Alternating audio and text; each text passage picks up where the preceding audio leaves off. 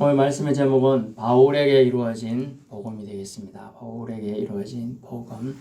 복음은 굿뉴스, 좋은 소식이라는 단어입니다. 복음은 빛입니다. 복음은 예수 그리스도이십니다. 복음이신 예수 그리스도에 대한 말씀을 오늘도 드리고자 합니다. 예수님은 좋으신 분입니다. 아멘. 서양 표현에 아무리 강조해도 지나치지 않는다는 말이 있습니다. 영어로 제가 수고 표현을 맨날 외웠던 생각이 나는데요. cannot 땡땡 too much이란 단어예요. 아무리 강조해도 지나치지 않는다. 요즘에 안전불감증, 뭐 콘크리트가 뭐 불량이다, 뭐 철근을 덜 넣었다, 감리가 똑바로 안 했다, 감리는 하고 싶었지만 감리에서 자리에서 잘릴까봐 겁이 났다. 이런 게 다 안전불감증으로 거대 기업인데요. 같이 편성해서 생겨난 겁니다. 그래도 아무리 강조해도 안전도 지나치지 않습니다. 저는 이제 말씀을 전하는 말씀 사역자니까요. 이 속담에 근거해서 복음은 아무리 강조해도 넘침이 없다라고 적용하고 말씀을 전하고자 합니다. 복음은 아무리 강조해도 넘침이 없는 줄로 압니다. 세상적으로 부정함이 없던 한 청년이 있었습니다. 당대 최고의 교수님에게서요. 배워서 탁월한 실력과 지혜로 모든 이들에게 천재라고 칭송을 받았고 칭찬을 들으며 소문이 자자했습니다. 어디든 가는 사람들이 와, 저 천재 온다 하고 부러움의 대상이 되었어요. 그것으로 인하여 소문이 대제사장이나 많은 지신들에게 인정을 받아서 유대 지도자로, 유대교 지도자로 또 좀 와서 도움을 받라 이런 말도 받았습니다. 또 그러면서 심지어 그가 자기의 학문에 근거해서 하나님은 이렇게 섬겨야 된다 생각하고 있었습니다. 그런데 소문을 듣기에 이스라엘 지역에 나사렛 지역에 한 청년이 있었는데 그 사람이 많은 사람들의 심령을 하나님께로 돌리고 있다더라. 그러는데 가봐서 이 사람 진짜입니까? 그랬더니 대제사장이나 바리새인들이나 서기관들이나 지식 있는 사람들이 하는 소리가 그 사람들은 하나님을 제대로 못 믿게 하는 예수라는 사람의 사주를 받은 사람이야. 하나님을 똑바로 못 섬기게 하는 거야. 그런 소리를 정말로? 그렇습니까? 그래. 그러니까 네가 가서 그 사람들 잡아주면 내가 용돈 줄게. 이제 이런 식으로 된 거죠. 아니, 저 용돈 필요 없습니다. 그런 사람들은 하나님을 잘 못 섬기는 사람들은 마땅히 잡아서 옥에 넣고 마땅히 벌을 줘야지요. 그러고 가고 있었습니다. 말을 타고 뚜벅 가고 있었죠. 그런데 하늘에서 강력한 빛이 唰 비치는 겁니다. 그래서 제가 가서 엎드리듯이 핵 자빠진 거예요. 아이고 이러고 있는데 아이고 눈이 강력한 빛이 한 개도 안 보여요. 이러고 있는데 사울아 네가 나를 박해하니 웬일이고 이러니까 주님 누구신데요? 제가 언제 그랬습니까? 네가 그랬다. 이러고 지금 사도 바울이 되기 전 사울은 주님을 만났어요. 오늘 이 주님을 만난 청년 얘기를 제가 드리고자 하는 겁니다. 이 사람은 원래 이름은 사울입니다. 원래 이름은 큰 자란 뜻이에요. 그 이름이 큰 자, 물론 키는 안 컸습니다만은 덩치도 그리 크진 않았습니다.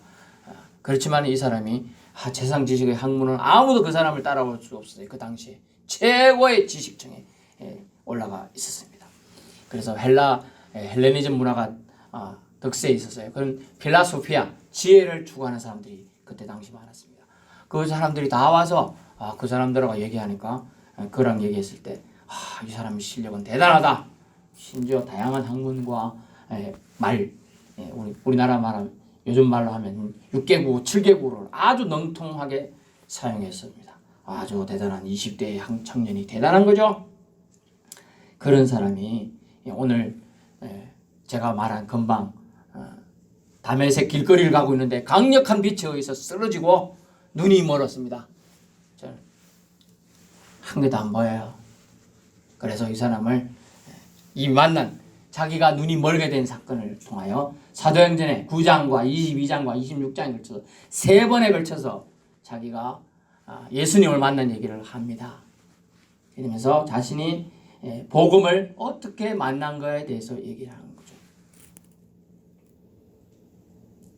그래서 저는 그거는 말합니다. 나는 내 생각으로 믿음 생활을 했어. 이렇게 하면 나는 하나님을 섬기는 거야 라고 생각했었습니다. 하지만 내가 다메섹 길거리에서 오늘날 말하면 여러분이 서포 길거리를 가고 있는데 강력한 빛에 의해서 여러분이 엎드러진 거예요. 그리고 눈이 멀은 거예요. 그리고 한 개도 못 봐서 다른 사람 손에 이끌려가지고 어떤 장소로 가게 되는 거예요. 그러면서 그는 하는 다른 사람들은 소리를 듣는데 아무도 웅성웅성 그 소리 분간을 못해. 근데 이 사울은 들었습니다. 사울아, 사울아, 네가 나를 왜 박해하느냐?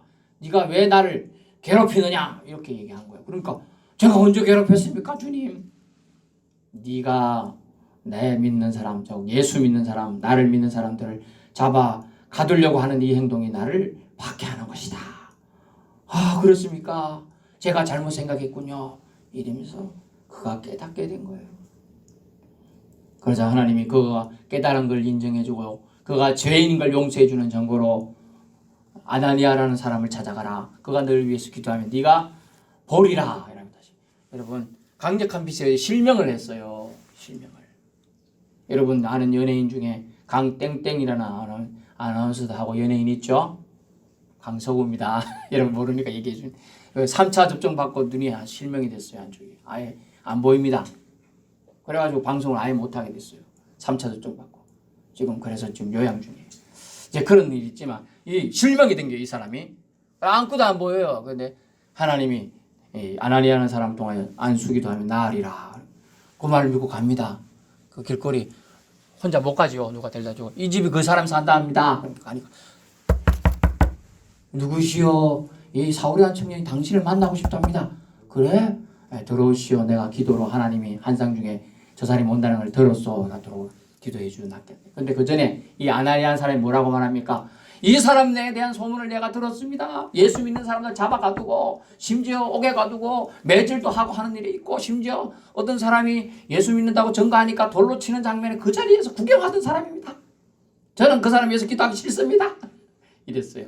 그러나 기도해줘라. 그래요. 기도합니다. 그러자 눈에 비늘 같은 게 벗어집니다.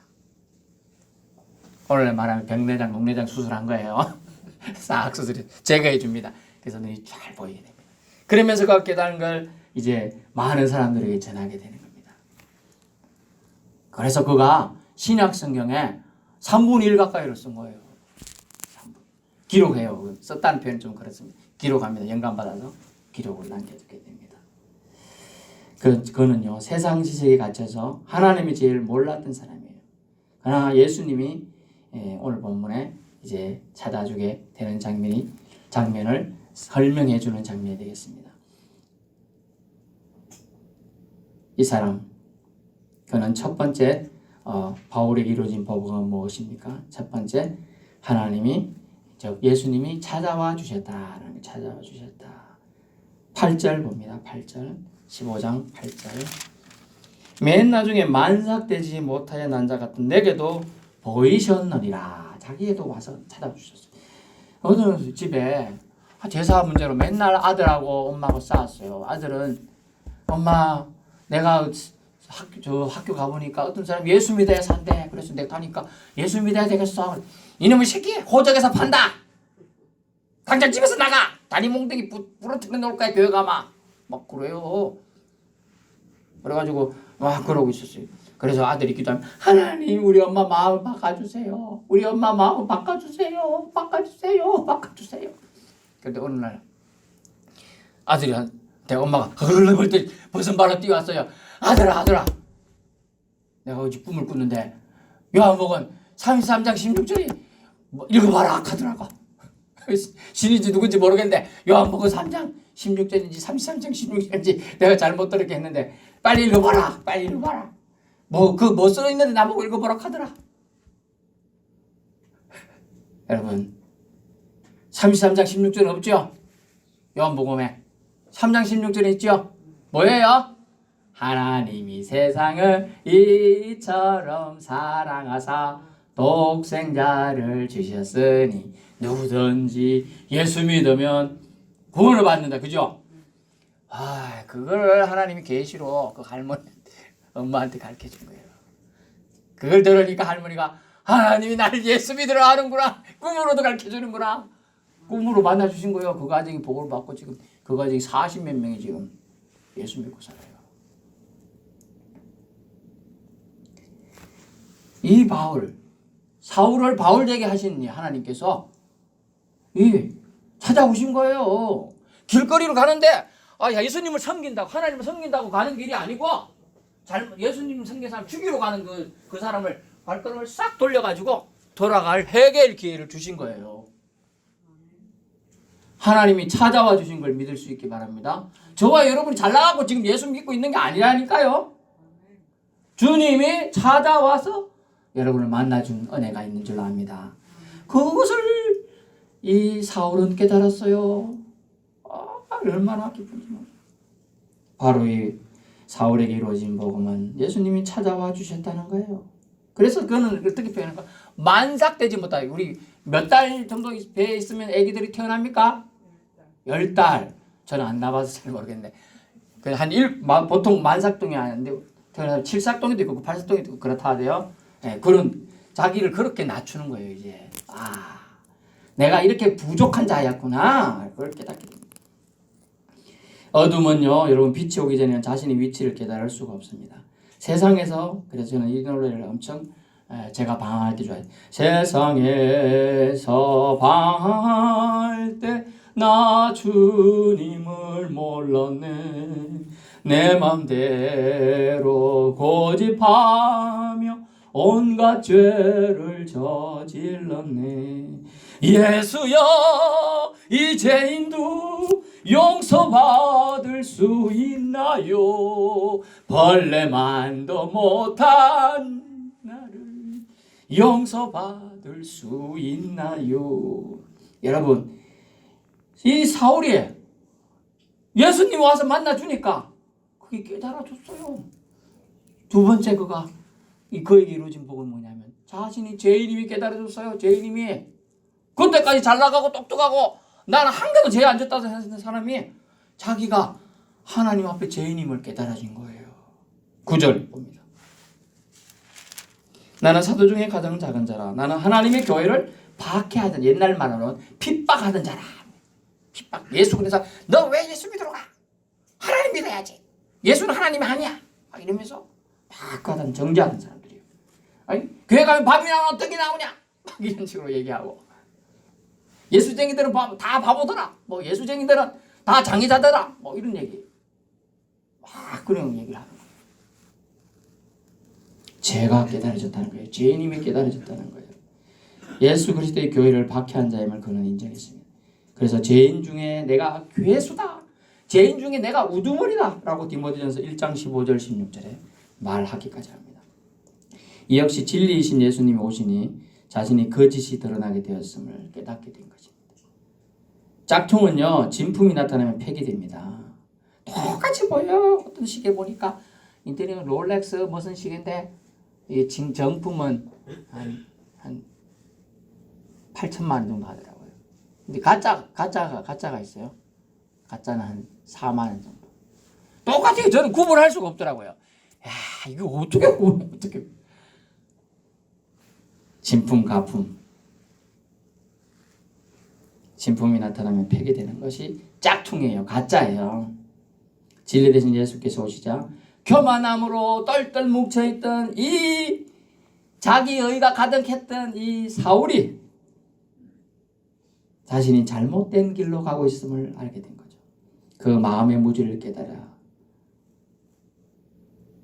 하나님 앞에 다시 가게 된 겁니다. 예전에 큰 자라는 이름을 가졌던 그 교만했던 사울이 깨닫자 작은 자로 이름 바울로 개명하게 되는 겁니다. 그것을 더 즐거워하게 되는 거예요. 그래서 그는 뭐라고 합니까? 내가 가진 모든 것을 배설물로 여기노라.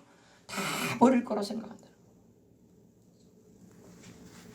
바울에게 이루어진 복음 세 번째는요, 용서받았다는 사실이죠. 10절입니다. 그러나 내가 나 된 것은 하나님의 은혜로 된 것이니. 그렇습니다. 여러분이 어떤 애들은 뭐 조금 자기가 잘나고 또 자기가 잘생기고 이러면 내가 잘생겼는데 그 잘생긴 유전자 누가 줬어요?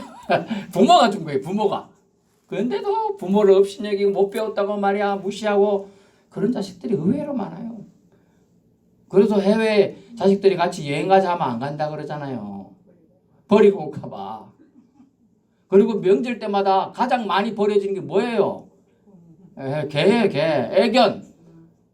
얼마나 많이 버리지 뭐 키울 때는 그래 키우더니 명절 때 마켓 때 다 버린대요. 고속도로서 그냥. 사람들이 그렇다니까요.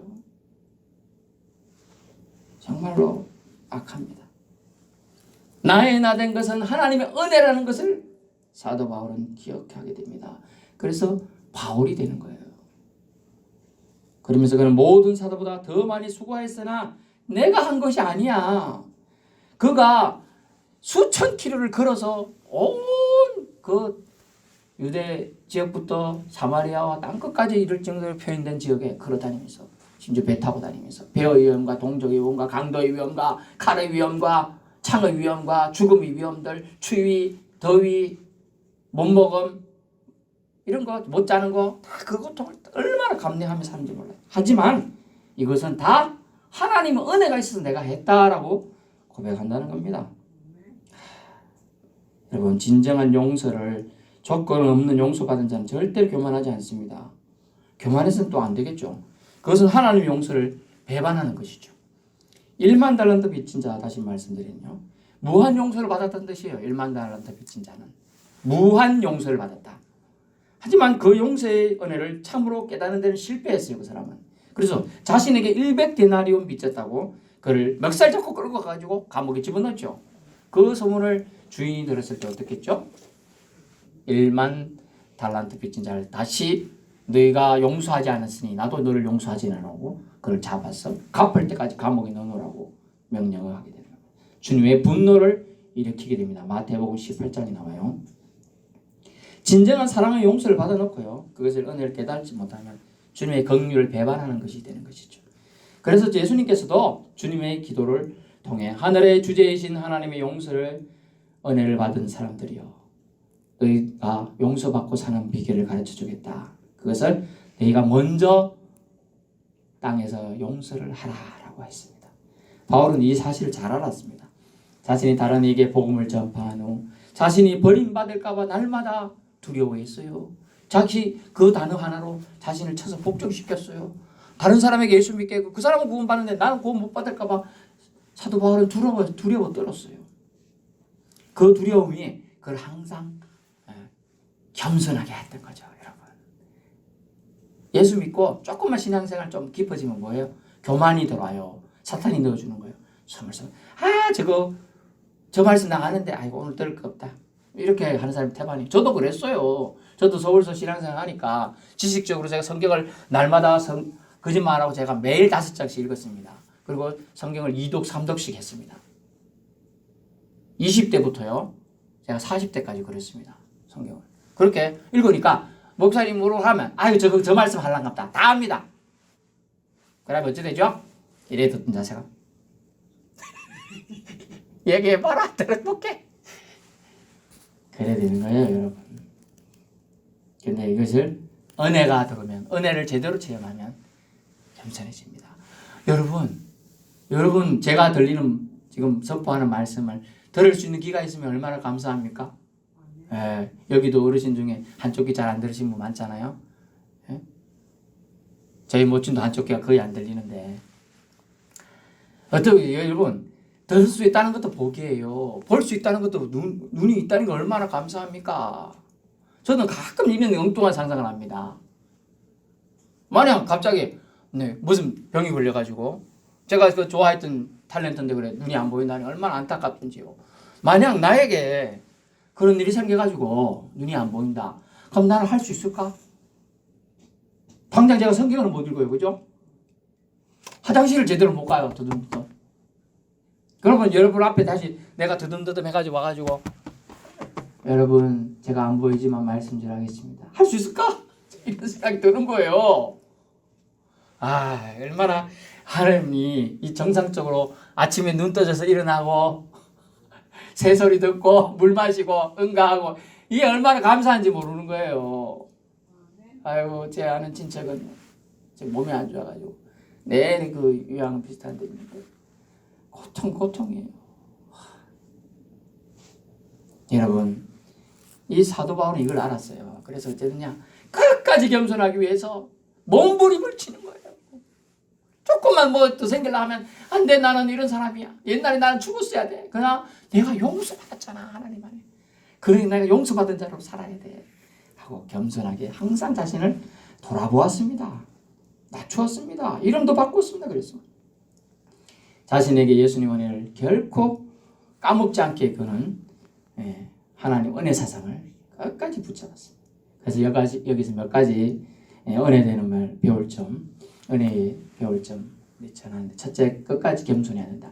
겸손해도 끝까지 겸손해야 돼요. 여러분, 이 마라톤에 참석하는 거 참전을 많이 해요. 근데 끝까지 달리는 게 어려워요. 믿음은 끝까지 달리는데, 그렇죠? 끝까지 가는 게 중요해요. 끝까지 가는 거.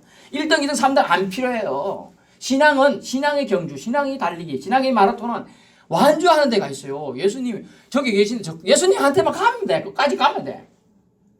아이고, 가는 도중에 고통도 와요. 어떤 사람은 뭐 잡아당겨요. 누가 교회 가지 마라 하는 소리도 들려요.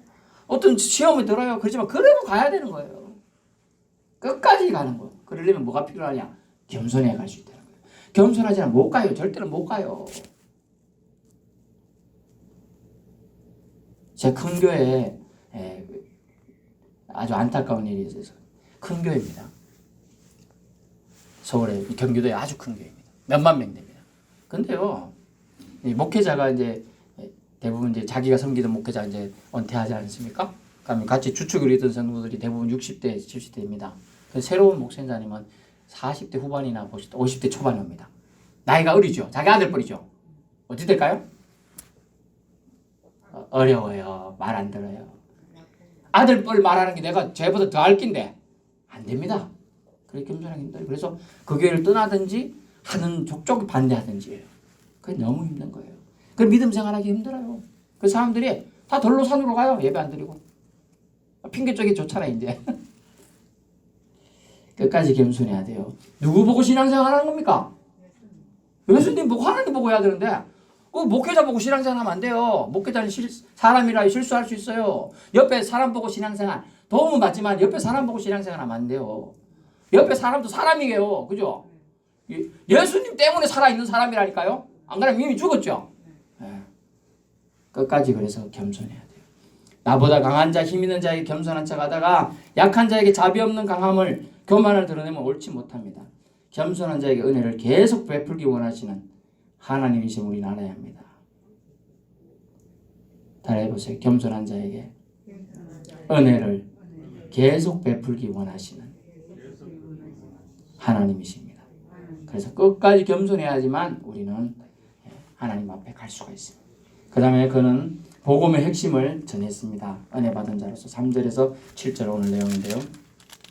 내가 받은 것을 먼저 너에게 전하였노니 이는 성경대로 그리스도께 우리 죄를 위하여 죽으시고 장사 지낸 바 되셨다가 성경대로 사흘 만에 다시 살아나서 게바에게 보이시고 후에 12제자에게 그 후에 500의 형제에게 보이셨고요. 지금은 대다수 살아있어요. 어떤 사람은 잠들었어요. 이게 예수님이 부활승천한 후에 약 25년 뒤에 쓴 겁니다. 그 후에 야고보에게 보이셨어요. 그 후에 모든 사도에게, 그 후에 면삭되지 못하여 난 자 내게도 보이셨다라고 표현되어 있습니다. 무슨 말씀이냐면 복음의 핵심을 전해야 돼요. 오직 자기가 받은 복음을 전해야 되는 거예요. 그리고 예수님이 예수 그리스도가 복음 그 자체이죠. 그걸 예수님에 대해 전해야 돼요. 그래서 교회 강단에서 예수에 대해서 전하지 않으면 잘못된 강단이에요. 아이고 어떤 목사님은 가지고 자기 아들 잘 나간다, 뭐 자기가 어디 가서 설교하고 왔다 이런 얘기 하다가 끝나면 안 돼요. 복음의 핵심을 전해야 돼요. 뭐예요? 오늘 구원의 은혜가 있었는데요. 그분이 바로 예수님이다. 예수께서, 여러분 이거 꼭 기억해야죠. 그게 여러분이 지금 복음을 만든 게 뭐냐면, 여러분에게 복된 소식이 뭐냐면 예수님이, 따라서 예수님이 나를 위해 죽으셨다. 아멘. 예수님이 나를 위해 죽었기 때문에 여러분이 사는 겁니다. 아멘. 예수로 그래서 예수님이 나를 위해 죽으셨어요. 그리고 예수님이 죽으셨어요. 장사 지낸 바 되셨어요. 따라해보세요. 예수님이 부활하셨다. 예수님이 나를 위해 부활하셨어요. 따라 해야 될 이유가 나를 위해 부활한 거예요. 알고 보면 이때까지만 사는 사람들은 육체가 죽으면 영과 혼이 분리되는데 예수님이 부활한다는 개념이 없었을 때는 어떻게 됐냐? 육체가 어떻게 부활하냐 말이야. 죽어 시체가 다 썩어 뭉거졌는데 부활합니까 못합니까? 못하죠. 과학적으로 이해가 안 되는 거예요. 근데 예수님이 부활하시. 이제 예수 부활이 내 부활에 대해서 여러분도 똑같이 육체도 부활한다는 거예요. 아이고 목사님 어쩌면 좋아. 죽어가지고 다 불태웠는데 어떡하지? 그죠? 고민하지 마세요. 하나님 말씀으로 세상도 만드셨죠. 그죠? 육체의 부활 하나님이 우리에게 하나님이 하시면 다 될 줄 압니다. 성경대로 근데 잘 기억해야 돼요. 그는 성경대로란 말을 오늘 쓰고 있어요. 말씀대로란 뜻이에요. 하나님이 예언된 대로 일을 행하셨다는 거예요. 그래서 하나님을 전하는 거예요. 예수님을 전하는 거예요. 이게 복음이에요. 자기를 전하면 안 돼요. 성경대로 사흘 만에 다시 살아 부활의 첫 열매가 됐음을 증언하는 것. 이것이 복음의 핵심이라는 거죠. 바울이 전한 복음은요. 자신은 죄로 인해 죽을 수밖에 없는데 그리스도의 보혈 공로가 죽음에서 탈출하게 해주었음을 깊이 깨닫고 회개하게 됐습니다. 하나님 앞에 죄인임을 시인한 겁니다. 사울이 바울 되어 은혜 받은 사람처럼 여러분이 창조 목적대로 사람다운 사람이 되는 길에 접어들게 된 것은 여러분에게 복음이 이르렀기 때문입니다. 그 복음은 바로 예수 그리스도입니다. 아멘. 예. 그러면 마지막 세 번째는 은혜 받은 자에게 배울 점. 빚진 자 사상을 가지고 살아야 돼요. 빚이 졌다 생각해 보세요. 빚진 자는요. 빚을 자기한테 빌려준 사람을 봤을 때 어떻게죠? 항상 빚진 자는 겸손히 그 앞에서는 자기에게 빚을 저 사람이 나한테 수천만 원이나 수억 빌려주는데 내가 아직 못 갚고 있어요. 내 형편은 도저히 갚을 수가 없어요. 그 앞에서는 자동적으로 손이 모아지면서 고개가 숙여집니다. 인사 안 하고 싶어도 아이고 저 내한테 돈 빌려주면서 본다. 예, 수고해야 돼요. 빚진 자 사상을 가져야 돼요. 복음은요 또 다른 복음이 되어 열매질 때 가장 아름다워요. 바울이 만난 복음은 무엇입니까? 예수 그리스도를 통한 구원이죠. 자기가 잘못된 길로 가는 거 있는데 주님 와서 자신을 만나줬다는 거예요. 그래서 그것을 터닝해서 돌려서 다시 바른 길로 갈 수 있게 해줬다는 거예요. 그것이 은혜였던 것이죠. 보혈, 십자가, 부활 등이 그에게는 한없는 은혜로 와닿았습니다. 이것이 제자들이 직접 제자는 아니에요. 그런데 이게 믿어졌다는 거예요. 여러분 예수님이 하나님의 아들임이 믿어지는 은혜가 있기를 축원합니다. 그것이 믿어지면 여러분이 구원이 여러분이 거의 다 왔어요. 근데 오늘 본문에 볼까요? 2절 너희가 만일 내가 전한 그 말을 굳게 지키고 헛되이 믿지 아니하였으면 그럼 얼마나 구원을 받으리라 하면 아유 목사님 주 예수를 믿으라 그리하면 너와 내 집이 구원을 받으리라 했잖아요. 주 예수를 믿어요? 아멘. 그럼 아멘 했죠? 네, 그럼 구원을 받았어요. 아니 그럼 구원을 받았을 때 뭘 또 여기 15장 2절에 보니까 구원을 받으리라 합니까? 말이 안 되는데요. 앞뒤가 안 맞는데요. 아닙니다. 구원을 받아요. 구원을 받았습니다. 근데 구원의 완성이라는 게 있어요. 완성. 그 완성이 뭐냐면 우리가 주님이 사도 바울이 전한 복음 또는 다른 목사님들을 통하여 설교자를 통해 말씀을 전한 복음을 말을 굳게 지키고 헛되이 믿지 않아요. 예수님이 구원자이시다. 예수님이 하나님의 아들이시다. 예수님이 죽으셔가지고 내 죄를 죄값을 완전히 도말했다. 이게 믿어지면 이걸요 믿으면 거기 구원이 완성해 가는데 끝까지 갈 수 있는 힘이 된다는 거예요. 아멘. 예.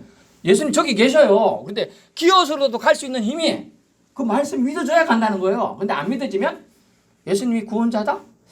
뭔 소리야.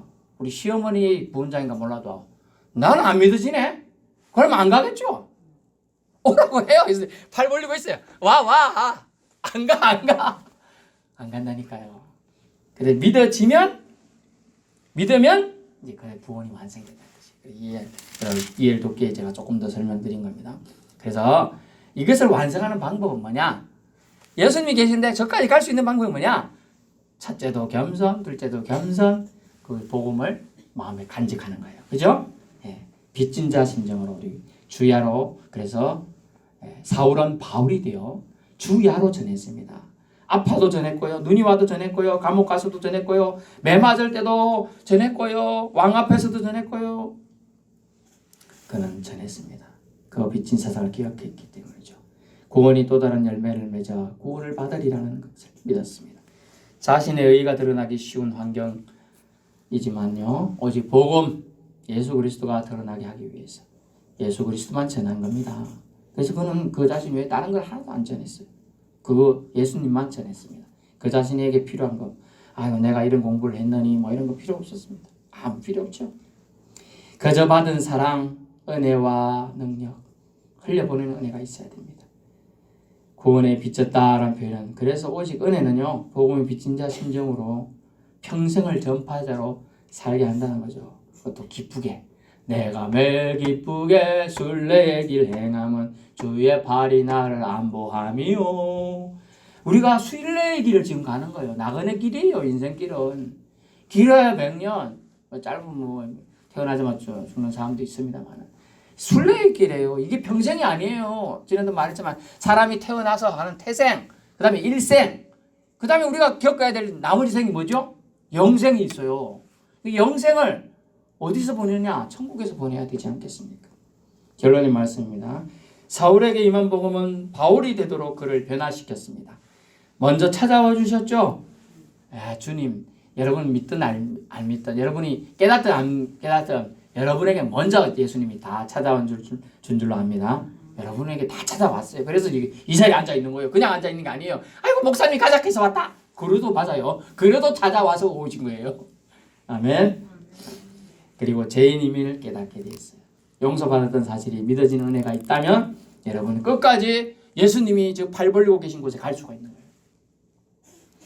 그러므로 사도 바울은 사명에 매여 오직 예수 그리스도만 전했습니다. 예수님이 우리 죄를 대신해 주셔서 죽으셨고 성경대로 다시 사흘 만에 다시 부활하셨다는 것을 전했어요. 이걸 전해야 돼요. 십자가를 전해야 되는 거예요. 죽으셨다는 건 십자가에 죽었다는 거예요. 그리고 부활했다는 건 빈수 십자가잖아요. 예수님 안 매달려 있죠. 어디는 매달려 있나더라고 아직도. 내려왔어요. 왜 부활하셨기 때문에 매달려 있을 필요가 없는데. 그 의미들이 다 있는 거예요. 그리고 부활했어요. 이 일에 수많은 증인이고 자신도 증인이 되겠다.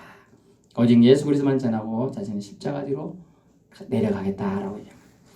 바울을 만나주신 예수님이 저와 여러분을 만나주셨습니다. 아멘.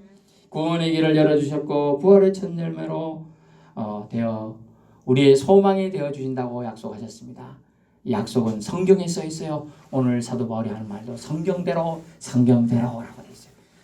저도 여러분에게 말합니다. 성경대로 말씀드립니다. 저와 여러분은 영생의 바늘에 다 들어갈 수 있도록 주님이 도와주신다고 했습니다. 누구를 통하여? 보혜사 성령님을 통하여. 그러면 우리는 주님을 의지하고 찾는 자들이 되어서 찾으라, 구하라, 두드리라 하는 음성을 듣고 주의 음성 따라서 신실하게 믿음의 걸음을 걸어가서 바울에게 이루어진 복음이 저와 여러분에게 이루어진 복음, 좋은 소식이 되어서 남은 삶도 또 우리가 남은 그 이후에 들어갈 삶도 축복의 삶이 되실 수 있기를 축원합니다. 기도하겠습니다.